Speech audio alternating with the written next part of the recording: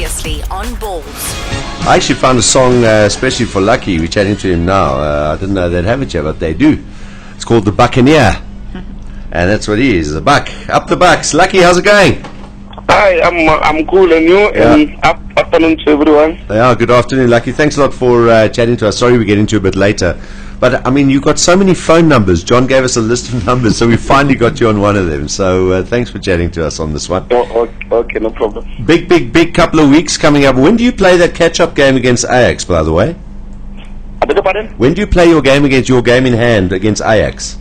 Is it when, because of this week we're playing, Saturday we're playing, we'll do after next week Wednesday. All right, so you've got a couple of massive weeks coming up in the next 3 weeks in terms of what the top of the PSL is looking like, because 5 points behind Chiefs, a game in hand, and obviously that game in hand would obviously be that Ajax game. But if you look at the fixtures, they've got a tough one against fifth place Celtic at this weekend, and you guys are going to be at home against Tuks, who are mid-table. So this could be a 9-point swing few weeks. Yeah, but you know what? Like now, we don't like now. We can't count gaming hand because of like Chiefs. They've got 3 points in the bag. As we're still gonna fight for that 3 points. So for them, like play against Celtics, our focus is not on them. It's on ourselves that we do well and win our games. We win our game against Amatakis, where we beat them. Except in the first round, we beat them 3-1. So they'll be coming for the revenge. But you must and always when you play against so-called small teams, for them, it's a cup final. Yeah, it's a cup final. Yeah, it's gonna be tough for us. It's kind of like for both of us. I mean, look, the only other side really in the race at the moment, I know there's a little way to go, is Platinum Stars. But I mean, are you guys sort of do you see it as a 2-horse race at the moment, or are you not even bothering about Chiefs at all?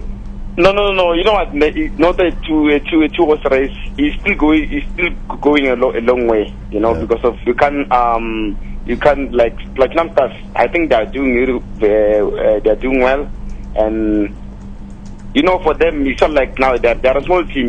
Most of the teams they're not looking at them. They're looking at the two big teams, Pirates and Kaizer Chiefs. So they're the underdogs.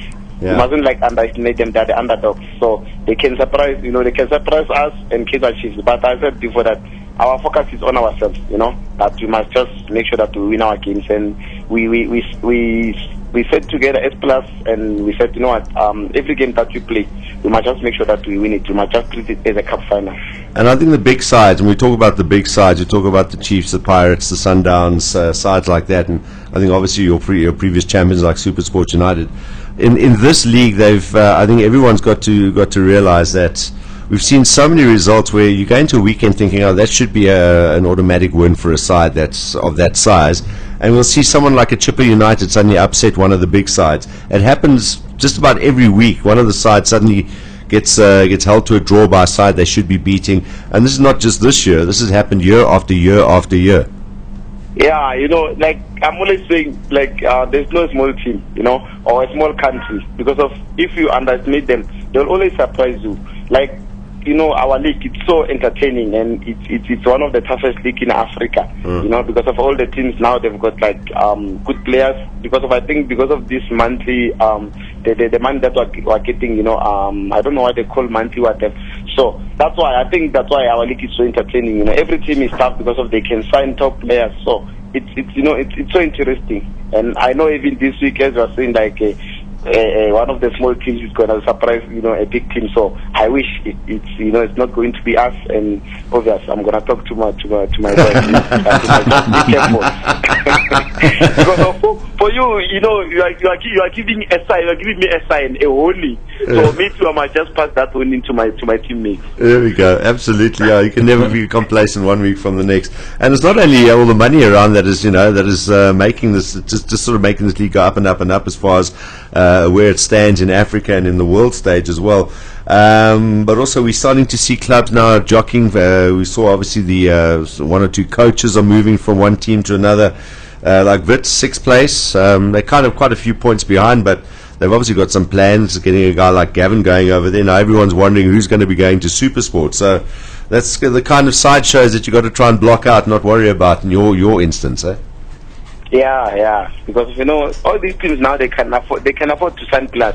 That's what I'm saying. Our league is so interesting, and it's one of the toughest league in in Africa. And for me to play in this league, I'm always like enjoying myself. Lucky, who were you supporter when you were a kid? Who did you support? Which was your team? To tell you the truth, I used to support Morocco Swallows. Okay. But at the age of 8, because they were playing Batman that time, so I changed. I supported like Orlando Pirates. Oh really? But I thought if you support one Soweto team, you can't move over straight to another one. Gee, you must have been your mates must have given you a hard time. No. I changed. I said, no, they're not doing well. So, and Pirates at that time, they were playing a good football, and they had like good players. Like, you remember the Chomo got relegated, so Pirates, they signed players like Maxi, Shelman Mukeleles. I said, what? This is a team that I can support. Well, there we go. And it's since 8 years old, so I suppose it's been a long time as well. Must be awesome playing for them now when you sort of get older, and there you are contending for league honours. Johnny? Lucky, I just want to know how you got your nickname, Pinda Mzala, and what does it mean? They gave me the nickname when I was still playing at Real Rovers, because of I used to be a striker. First, when I started my professional soccer, I was a striker. Then the coach converted me to play on the wing, and I remember what time there was no right back, so the coach asked me to go and play right back. Then I played there, I scored a goal. Then after the coach said, the guys, they said, no, Pinda, Pinda footy, I must go and play there again, right back. So after that, they said, okay, Pinda Mzala. So that's how I got my nickname. And it stuck. And listen, Lucky, is some big things lying ahead for Pirates if things keep going as they are. In more than just one in the league. There's also other areas where you guys could actually win more than one trophy this year. So we wish you all the best. Obviously, big focus on the league at the moment, and the next 3 weeks are going to be crucial for you. Thanks a lot for your time this afternoon. Nice to chat to you, and good luck. Thanks a lot. Cheers, Lucky. Bye bye. All right, thanks a lot. Bye. Lucky Lekgwathi talking to us on Ballz Visual Radio and Mix 93.8 FM. Have you ever spoken to an Orlando Pirates star before on this radio station? Captain? Never. Captain of Pirates, huh? Never. Yeah, now you have. This is Ballz Visual Radio. Darren, Simon, Kate, and John. Weekdays from 3 p.m. to 6 p.m. Central African Time. Ballz.co.za